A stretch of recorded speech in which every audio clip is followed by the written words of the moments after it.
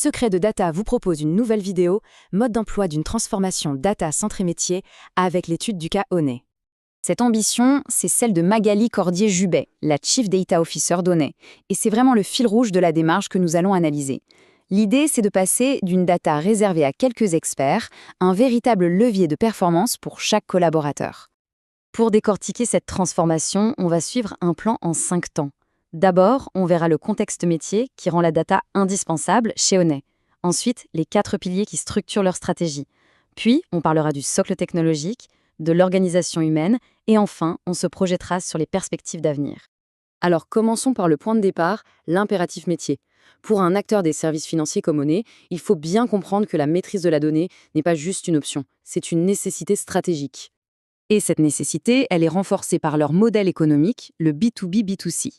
En fait, en tant que partenaire de commerçants, Onet a un contact le plus souvent indirect avec le client final. Cette distance rend l'analyse des données absolument déterminante pour comprendre les comportements, pour personnaliser les offres, bref, pour optimiser les parcours. Face à ce défi, Onet a donc structuré sa réponse autour de 4 piliers. On va voir que c'est le fondement d'une transformation qui va bien au-delà de la simple adoption d'outils technologiques. La stratégie s'articule donc autour de 4 axes qui sont très complémentaires. D'abord la confiance, ensuite les usages, puis l'acculturation et enfin la conformité. C'est cet ensemble qui forme le socle de la gouvernance et de l'innovation data chez Onet. Le premier pilier, la confiance, c'est vraiment la base de tout. Sans ça, rien ne tient.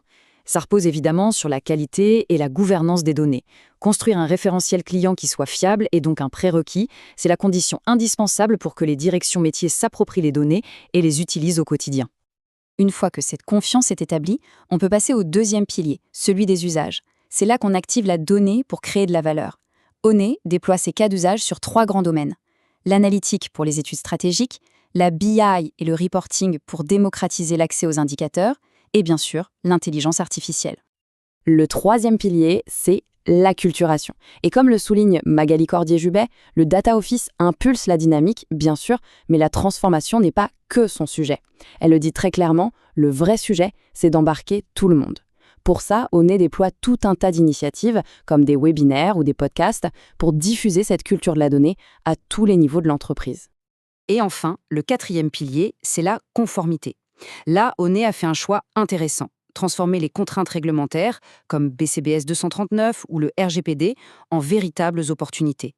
Ce cadre est en fait utilisé pour renforcer la rigueur de la gouvernance et la traçabilité, ce qui, au final, vient consolider le tout premier pilier, celui de la confiance. Bon, une stratégie, c'est une chose, mais pour la mettre en pratique et rendre la donnée vraiment actionnable, il faut les bons outils. Onet a donc engagé une modernisation profonde de son socle technologique. Le projet phare de cette modernisation a été la migration de l'outil historique SaaS vers une stack beaucoup plus moderne, Snowflake sur Microsoft Azure. L'objectif, c'est d'offrir aux équipes une plateforme plus agile, plus scalable et qui devient de fait le moteur du pilier usage. L'outil Power BI, lui, est clairement le moteur du pilier acculturation. Et le succès de cette démocratisation se mesure. Ce chiffre de 50% est assez parlant. C'est la part des collaborateurs qui utilisent aujourd'hui Power BI. Concrètement, ça veut dire qu'un employé sur 2 est désormais en contact direct avec la donnée. Ce nouveau socle technique, il permet aussi de concrétiser la feuille de route en IA. Par exemple, un premier proof of concept a été mené sur ce qu'on appelle l'agentique, c'est-à-dire l'IA conversationnelle, pour fluidifier le parcours de souscription. Et en parallèle, une étude de la valeur, un proof of value, est en cours sur l'impact de l'outil Copilot en interne. Mais la technologie ne fait pas tout, loin de là. La réussite d'une telle transformation, elle repose aussi énormément sur l'humain, les partenaires et l'organisation qui est mise en place. Onet s'appuie très fortement sur ses partenaires technologiques pour la montée en compétences. Ça se traduit par des actions très concrètes, des Office Hours avec les experts de Snowflake, des ateliers à l'Innovation Hub de Microsoft ou même un hackathon de 2 jours pour lancer le POC sur l'IA générative. Sur le plan de l'organisation, Onet a fait un choix assez fort, celui de ne pas centraliser tous les talents data. Comme l'explique sa CDO, les data analysts chez Onet sont auprès des directions métiers. Et c'est très bien comme ça. C'est un choix qui privilégie la pertinence et la proximité avec les enjeux business. Bien sûr, ce modèle décentralisé comporte un risque, celui de la fragmentation.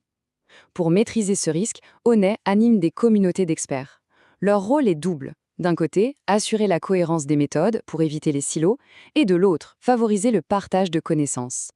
Une transformation data, ça ne s'arrête jamais vraiment. C'est un processus continu. Voyons maintenant les prochaines étapes pour Onet. Elles s'articulent autour de la consolidation des acquis et de l'exploration de nouvelles pistes. 3 axes prioritaires se dessinent. Le premier, renforcer encore l'autonomie des métiers, avec en ligne de mire la création de data products. Le deuxième, développer une démarche FinOps pour une gestion optimisée des coûts du cloud. Et le troisième, maintenir une dynamique de veille et d'innovation permanente. Un petit mot sur le FinOps, car l'approche est intéressante. L'objectif n'est absolument pas de bloquer les usages, mais plutôt d'assurer leur croissance de manière raisonnée. Il s'agit donc d'optimiser la consommation des ressources, notamment en surveillant les requêtes et en affinant les paramétrages. En conclusion, le cas Onet met vraiment en lumière 2 tendances de fond. D'une part, une organisation décentralisée, très proche du métier. D'autre part, une gestion financière rigoureuse des usages via le FinOps. La question qu'on peut se poser est donc la suivante. Est-ce que ces 2 approches sont en train de devenir les nouveaux piliers indispensables pour maximiser la valeur issue de la donnée? C'est une réflexion à poursuivre. Merci de nous avoir suivis et rendez-vous chaque jeudi pour une nouvelle édition. N'oubliez pas de vous abonner sur Substack.